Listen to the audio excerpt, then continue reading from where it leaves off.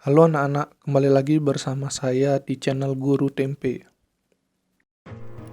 Sebelumnya, kita telah mempelajari tentang sifat koligatif larutan untuk senyawa non-elektrolit.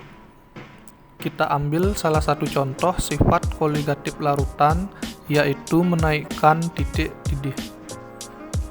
Kenaikan titik didih dipengaruhi oleh konsentrasi larutan yang dilambangkan oleh M, dan konstanta titik didih yang dilambangkan oleh Kb.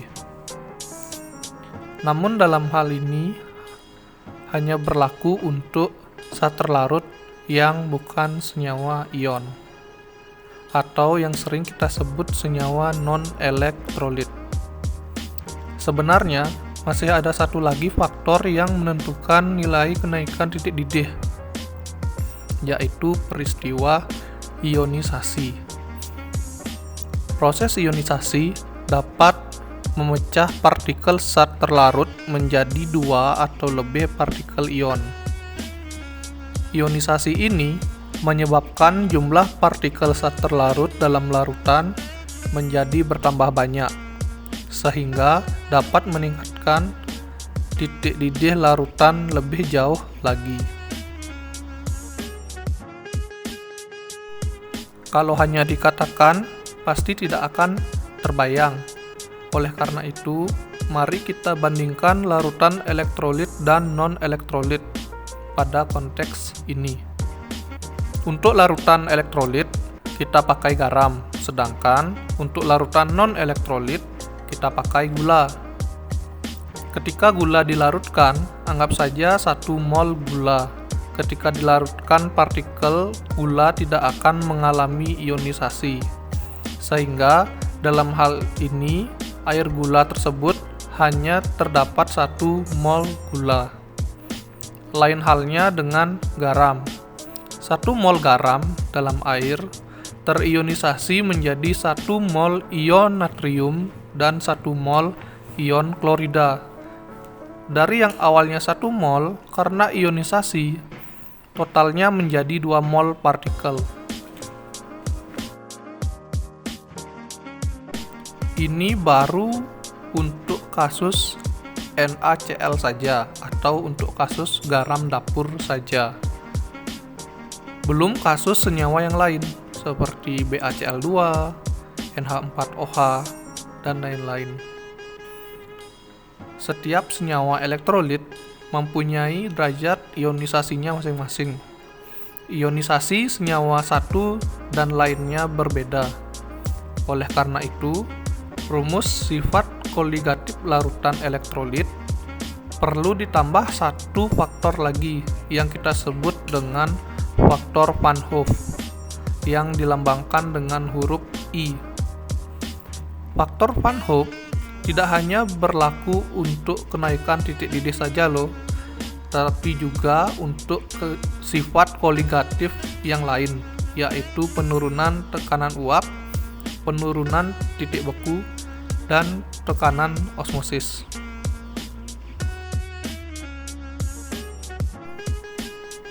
Bagaimana cara kita mengetahui nilai I? Karena nilai I pada setiap senyawa itu berbeda-beda, mari kita kelompokkan terlebih dahulu. Apakah senyawa tersebut senyawa non-elektrolit, ataukah senyawa elektrolit lemah, atau senyawa elektrolit kuat? Secara umum, I sama dengan 1 ditambah dalam kurung N-1 kali alfa, di mana N adalah jumlah partikel hasil ionisasi dan alfa adalah derajat ionisasi senyawa tersebut. Untuk senyawa non-elektrolit, apapun senyawanya, karena dia tidak terionisasi, maka jumlah partikelnya akan sama dengan 1, dan derajat ionisasi sama dengan 0. Sehingga apabila dimasukkan ke rumus, kita akan dapat I yang bernilai tetap sama dengan 1. apapun senyawanya selama dia senyawa non-elektrolit. Tadi kan senyawa elektrolit nilai I yang sama dengan 1. Kali ini untuk senyawa elektrolit kuat, derajat ionisasi atau alfanya yang sama dengan 1. Apabila kita teruskan rumusnya setelah kita masukkan angka 1 pada alfa, maka akan menjadi seperti ini. Itu berarti nilai I pada senyawa elektrolit kuat hanya bergantung dari jumlah partikel hasil ionisasi. Untuk senyawa elektrolit lemah, karena tidak sepenuhnya terionisasi, maka nilai alfa dari senyawa ini berada di antara 0 dan 1. Ya, artinya nilainya tuh 0, sekian lah. Sehingga nilai I tidak hanya bergantung dari jumlah partikel hasil ionisasi, tapi juga bergantung dari nilai derajat ionisasi senyawa yang bersangkutan. Masing-masing senyawa elektrolit lemah memiliki nilai derajat ionisasinya sendiri-sendiri dan tidak sama satu dengan yang lainnya.